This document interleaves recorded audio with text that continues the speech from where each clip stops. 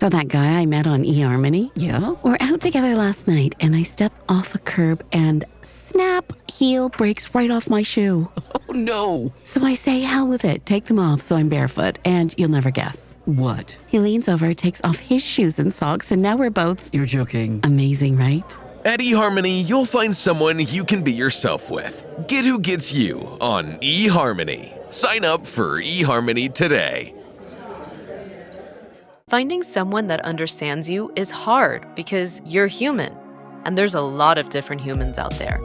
eHarmony helps you find someone you can be yourself with. You think no one would understand mourning a plant like it's a loved one, or singing made-up songs to your dog, but that's the type of person eHarmony helps you find. Someone who makes you feel seen, heard, and understood. Get started today on eHarmony. Get who gets you.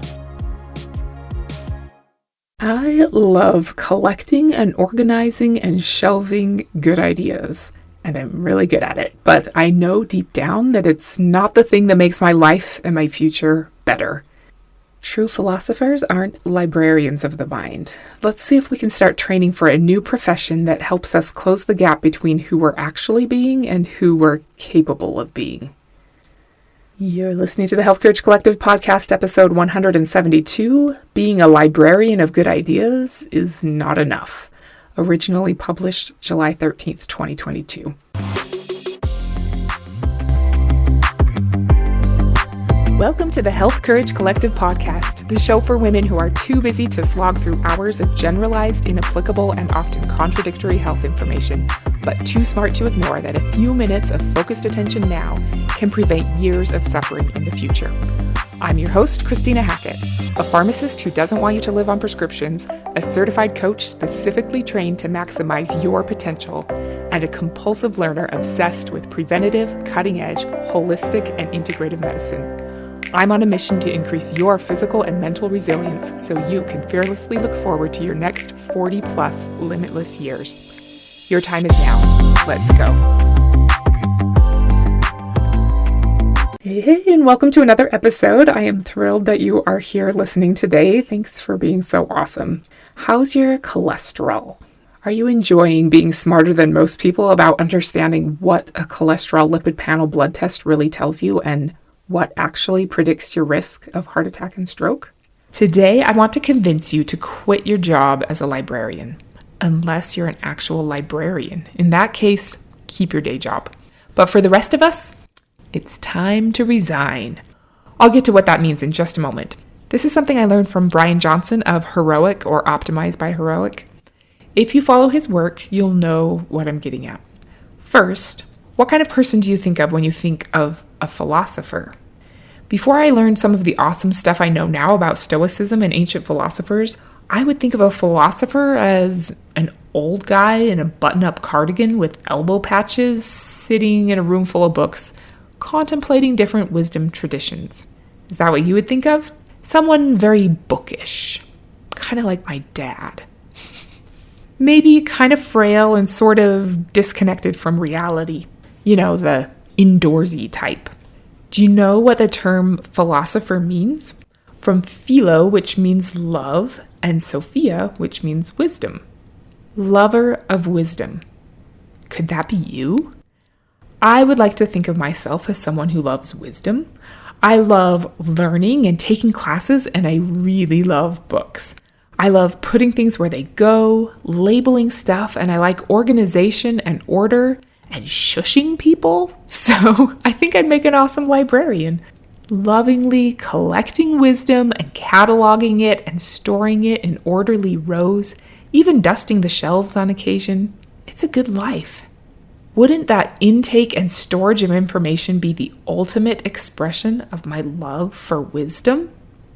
If someone these days had problems with their soul, not that we'd really call it that, but they'd be wise to see a therapist. Therapy has come a long way, and the newest form of therapy is much better than the old Freud-style therapy, is cognitive behavioral therapy. It's kind of the newer and better form of therapy, along with its cousin, acceptance and commitment therapy.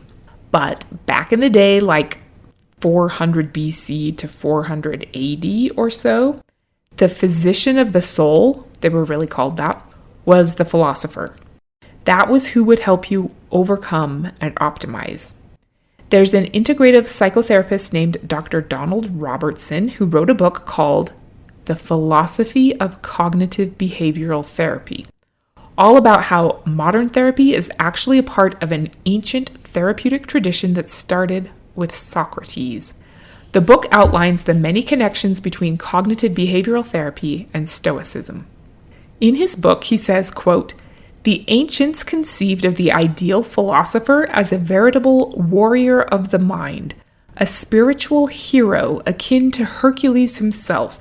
But since the demise of the Hellenistic schools, the philosopher has become something more bookish, not a warrior, but a mere librarian of the mind." End quote. There used to be a sport called pancration, which was introduced as an Olympic sport in the 648 BC Olympic Games. It was like a mixed martial arts kind of fighting. Pancration literally meant all strength, and it was a big deal. It got all the prime airtime on NBC Sports, so you could never watch rowing or shooting or javelin or anything, just swimming and gymnastics. I mean, pancration. I always wish they would show a bigger variety of sports on the regular televised Olympic coverage. Anyway, physical strength was a big deal to the ancient Romans and Greeks, and it was evident in the type of sport that was popular then, which was fighting.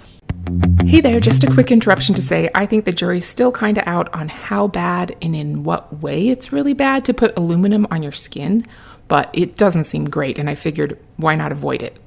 Well, because all of the aluminum-free deodorants I ever tried didn't work. Until I tried Lume. This is the first aluminum-free deodorant I ever tried that actually worked. I was instantly converted. Then, over time, I discovered that the answer to my whole family's itchy skin after every shower problem is Lume's acidified body wash. It's awesome, and their acidified body butter keeps our skin soft and hydrated. They even have a laundry product that makes your clothes smell great. I can't say enough good about Lume. Plus, their commercials are hilarious. You should watch one on YouTube if you haven't seen one yet. If you want to give Lume a try, there's a link in the show notes that will give you $5 off your order. My favorite is the Pink Peony Body Wash. It smells like washing yourself with bubble gum, which I wouldn't recommend, but I do recommend Lume. Okay, back to the show. Last week, we talked about how important your muscle mass is to your health and longevity. Being strong makes you live longer and with a much better quality of life. It makes you more resilient in the face of challenges. We don't want to develop our muscles just so that we can swing a heavier kettlebell. We do it so that we can more powerfully help those around us who need us. So we're ready for anything. So we can generate a force. Gaining the ability to create effective physical power takes a lot of work, a lot of repetition, a lot of consistency, a lot of patience, and slowly and methodically increasing the resistance that we can handle. It's a long process, but a very rewarding one. Training to be a warrior means putting yourself in the line of fire, taking some hits, and then having the guts to get up and try again. The military puts people through basic training and endless drills for a reason. They would never enlist someone, have her do a weekend online workshop, answer a multiple choice test, and call her a warrior. Put her in charge of a platoon and send her to the front lines. Becoming a warrior is not a spectator sport. It's not something you can learn from reading a book or listening to a podcast. Even a really good podcast. It's something you have to physically do. It's not easy, especially at first. You're very likely to fail, especially at first. And you have to persist anyway, even when it sucks. Especially when it sucks. It's honorable to become a soldier because not everyone can make the cut. Not everyone has what it takes to act when it's scary and confusing and really, really hard. To fight all the way to the ground and to still not give up. It's in the nature of the job of being a soldier to get knocked down, to get bloody and dirty and discouraged. There's a chance of being injured, maimed, or captured and held behind enemy lines. Decisions need to be made with incomplete information, and sometimes it seems like all hope of being successful is gone. It's supposed to be hard. What makes you a better soldier is having gone through more difficulties, having more scars. The obstacles are the very things that increase your strength and your resolve and your discipline. You are more effective and ready to do for others what they can't do for themselves after you've been through some unpleasantness. I was thinking there's this saying about a soldier always being prepared, but then I remembered that's the Boy Scouts. But soldiers are kind of always in that ready state too, because that experience is always inside of them, informing their minute-to-minute choices. I'm sure there are some intensely fierce librarians in the world, so no offense to them, but we don't want to be a librarian of the mind or of our health, or at least not only a librarian. The correct information is critical. We need it, especially in this world of ridiculous food pyramids and drug commercials, but it's not enough. Too bad. I wish I could just read about the glymphatic system or optimal omega-6 to omega-3 ratios, or the most effective way to change my behavior. I would enjoy that. I do enjoy that. It's fun and interesting and safe. I can even feel self-righteous about it if I have a bigger or more organized library than somebody else. Hey, look at me, I know stuff. But only cataloging, organizing, and storing that information won't change my life or make me less likely to get the common diseases of our society. It won't make me stronger, more resilient, or give me more energy to use helping someone else. The librarian philosopher who only collects information and debates different concepts is out of touch with what really matters. It can even hold us back from becoming our best selves. In fact, that happens all the time. You can find endless discussions about the merits of carnivore, the pitfalls of veganism, plant-based is the only logical choice, why supplements are good, why you're stupid to take supplements, you should just eat healthy, you should develop stamina through endurance sports wreck your body, do high-intensity intervals, high-intensity workouts cause too many injuries, carbs are bad, keto is bad, water is toxic, air is toxic, get natural sunlight, the sun gives you cancer and then kills you. You don't have enough willpower. Willpower isn't the problem, it's the environment. The environment doesn't matter. You choose who you become. Debating all this stuff doesn't change your life. It can even hold you back from getting out there and becoming who you want to become. The most important part of your philosophy is living it. Going out and doing battle with your lower self in pursuit of self-mastery. Trying to show up as your best self and sometimes falling short. Sometimes getting knocked down or lost, making decisions with incomplete information amidst overwhelming circumstances, getting discouraged and coming back the next day to try it again, executing the battle plan when it feels like you're in a losing fight. That's what the real philosopher does. She knows that it's going to be hard and she shows up anyway. That's how you become someone who's strong enough to help others who can't help themselves. In his book, Connecting Modern Cognitive Behavioral Therapy to Stoicism, Donald Robertson says that the ancient philosophers weren't interested in merely understanding how to live optimally. They were committed to actually living optimally. They wouldn't even recognize what we think of as a modern philosopher. They had to be warriors because they knew that it's really, really hard to live in integrity with our highest ideals. That our moment-to-moment choices are what ultimately determine our destiny, and that acting in accordance with our highest ideals every moment is crazy hard. It's all sweet and warm and fuzzy to curate a collection of principles that you value. Patience, hard work, kindness, eating low-sugar foods to keep your insulin levels in check and your inflammation down, moving your body regularly so you don't deteriorate the way an astronaut does in space, turning off all blue light emitting devices an hour before bed so you don't jack up your melatonin, not going to bed till the kitchen counters are clean, deeply connecting with your loved ones, progressive overload to build muscle strength.